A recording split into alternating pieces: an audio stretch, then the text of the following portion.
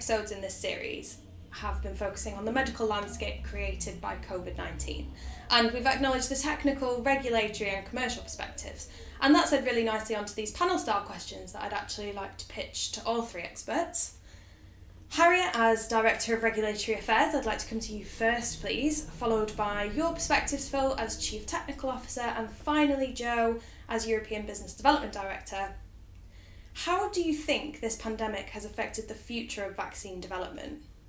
Okay, so I'll definitely take this from a regulatory perspective and leave Phil and Jo to answer from their respective departments. But from a regulatory perspective, I think it's very clear that vaccine development in the future will be more agile, more collaborative with the regulators, and certainly more streamlined to what we are used to right now.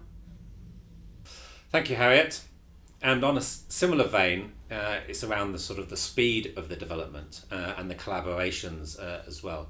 So the technical collaborations between companies, I think, has been outstanding during this pandemic to really help develop the different the vaccines. So I really hope that will change in the future and we'll continue on with these sort of great collaborations between all of the sort of the big companies. Also, in terms of the speed of the development, as mentioned in the past, when we discover new viruses, it can take many months to actually develop the vaccine, discover what the antigen is, and then develop the vaccine. The speed that we've developed these vaccines has been outstanding, and then hopefully this will teach us lessons for future new viruses that come along, and we'll be able to sort of continue the speed of that development for future vaccines. Thank you very much for that perspective, Phil. Do you have anything you'd like to add, Jo? I think for me, I very much agree with what Phil and Harriet have already said. It's about speed and it's about collaboration. And I really think that we will be in a much better position after going through this enormous challenge. But I'd also like to recognise the role that governments have had in bringing industry together, non-governmental organisations have had to really, be able to bring things together so very quickly. As Phil said, it has been outstanding. I think we're all delighted to think that we're in this position now with so many candidates that are in phase 3 or late stage approvals. That's absolutely amazing. It really is. With regards to the future, then I do think that we will be probably more speedy. Can we always operate at this speed? Absolutely not. Do we need to think about ways that we can collaborate effectively together and plan effectively together? Absolutely. So I think, as Phil said, the lessons that we've learned during this pandemic will be absolutely critical for society, for global society, in protecting us going forward. And really that goes above and beyond vaccines, right? Then we're talking about vaccines, therapies, testing, and the enormous efforts that go in to coming up with a good strategy and protecting us all. Thank you very much. Some really interesting perspectives there. And one final question, just taking a step back from COVID, what is the most exciting trend or innovation in the vaccine development space in general, in your opinion?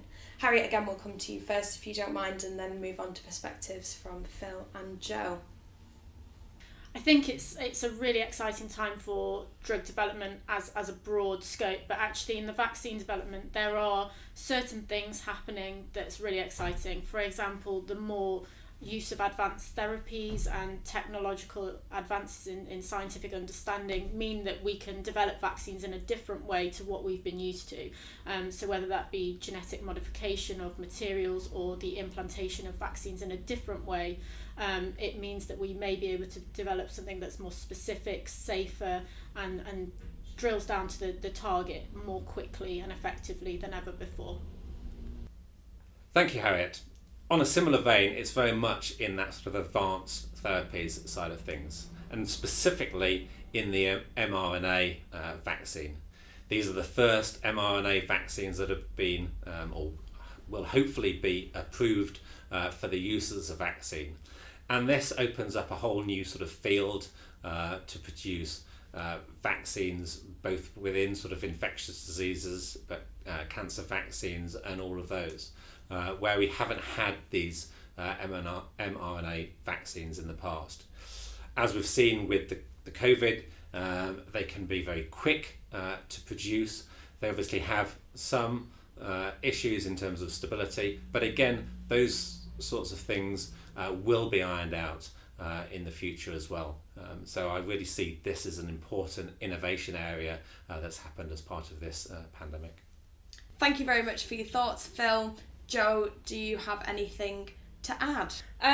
So in terms of being innovative and where the excitement is, then I have to fully agree with Harriet and Phil. So thank you very much for those answers. I agree, really exciting, really interesting. But I think actually overall in this vaccine space, right, there are going to likely be millions of people dosed with lots of different vaccine types.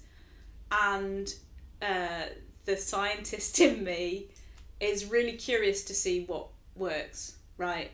Do they all work? Do they work in different population groups? How do we get these out there to the general population? And then how can we use our learning going forward? Because I suspect, whilst mRNA technology looks amazing, that will not be the answer for any vaccine development going forward. We continue to need a range of different vaccine types.